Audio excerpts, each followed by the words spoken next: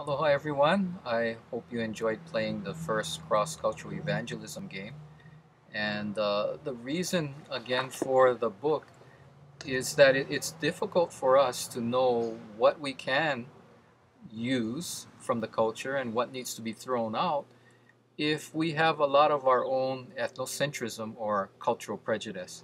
And so the book is just there to reveal maybe if we had some misconceptions about what we can and cannot use from our training or upbringing.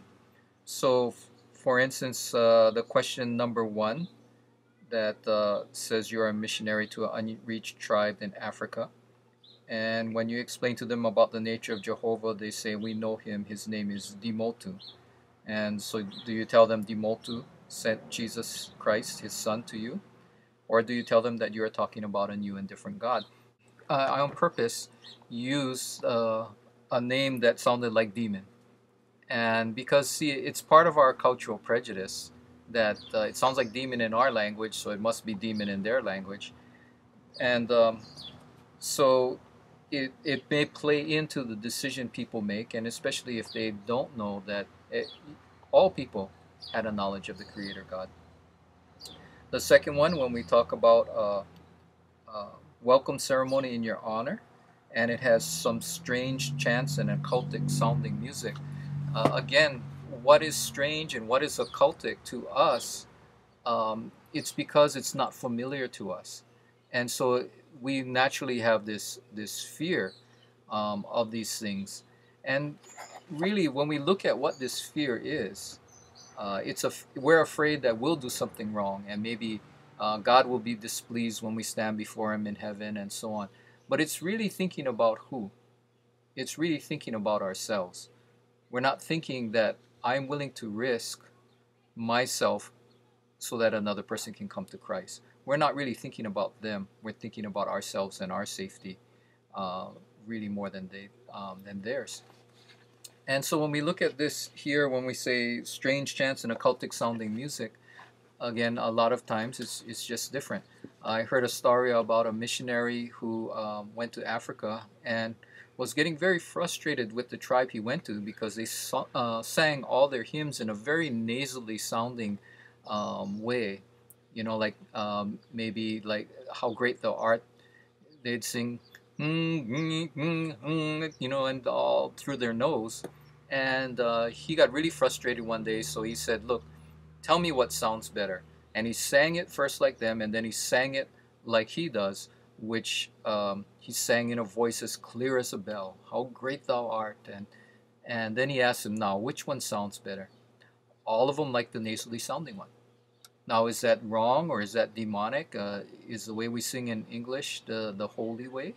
Or is there going to be every language and every people, every nation up in heaven? And again, that word nation is the Greek word ethnos, from which we get ethnic from. The base root of that word is customs. So, in other words, culture. So, again, this is another thing where we can come that way and we think it needs to be thrown out.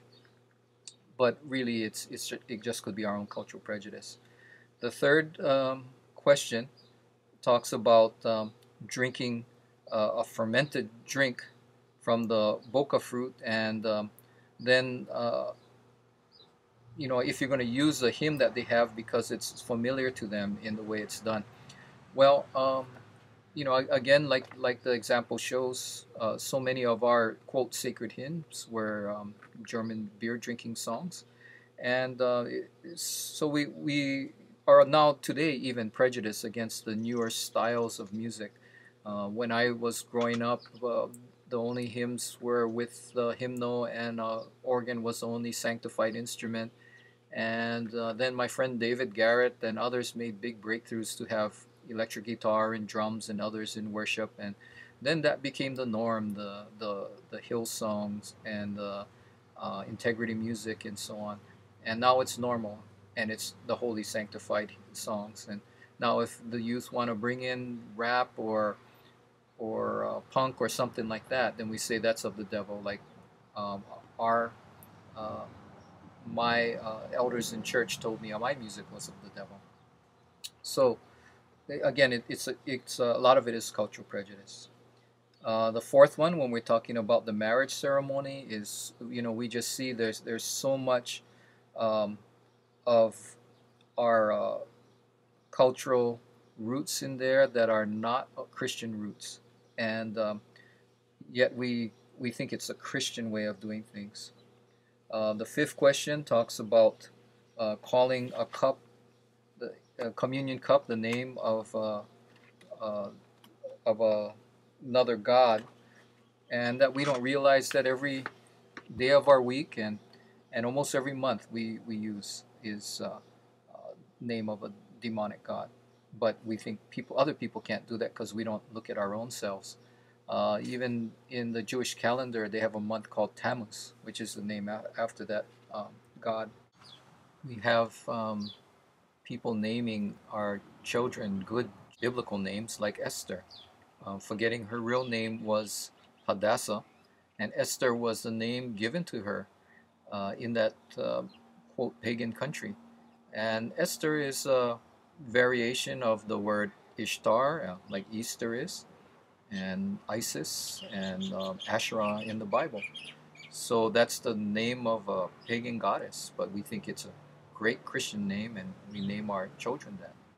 Number six, we talk about the celebration with the intricate stone, and this talks about the gift giving around the stone. Again, it's based upon the Christmas story and so on. And we find here that, again, the Christmas story is so confusing to other native people. And I even heard about in India when it was the first time the missionaries allowed their Indian converts to do the Christmas play, and they had baby Jesus in the manger, and here comes the shepherds and the wise men, and at the very end, out jumps Santa Claus and gives everybody presents, and that's what they got from what the missionaries taught them.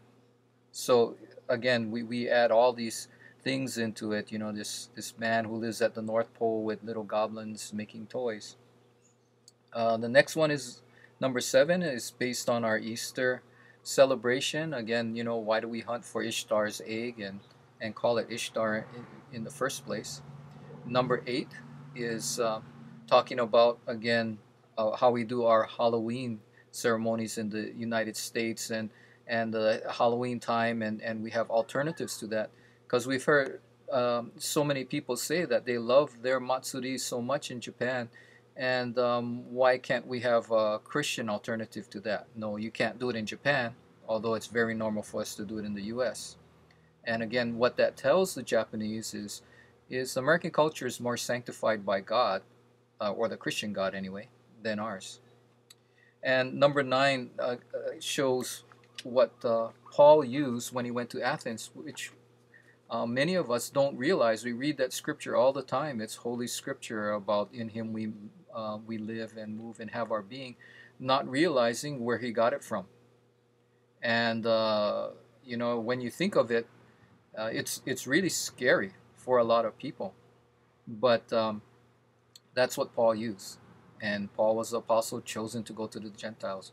I've never used anything that bad yet, and I hope God doesn't have me do that. But it certainly showed me, because I really thought I would rebuke Paul, and God rebuked me, in saying, "Who do you think you are?"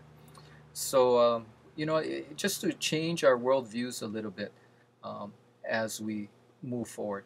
So I hope you enjoy this coming week and working with the second game that we have in the book.